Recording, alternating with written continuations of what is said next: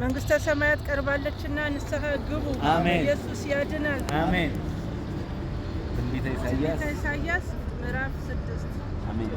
ቁጥር 1 ጀምሮ አነባለሁ። ጌታ በኢየሱስ ስም አነባለሁ። አሜን።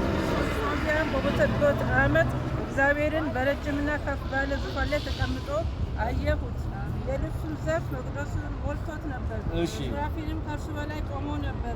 ለእያንዳንዱም 6 ክንፍ ነበረው። በሁለት ክንፍ ፊቱን ይሸፍን ነበር፣ በሁለት ክንፍ እግሮቹን ይሸፍን ነበር፣ በሁለት ክንፍ ይበር ነበር። አንዱም ለአንዱ ቅዱስ የሰራዊት ጌታ እግዚአብሔር ምድር ከክብሩ ተሞልታለች እያለ ይጮህ ነበር። የመድረኩን መሠረት ከጮኹት የተነሳ አናወጣል። የትውልድ ጢስ ሞላበት።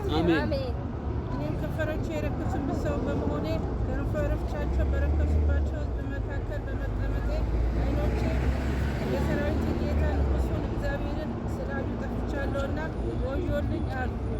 ከስውሩ አፌልም አንዱ እየበረደ ወደ እኔ መጣ። በእጁም ከመሰዊያው በጉጠት የወሰደው ፍም ነበር።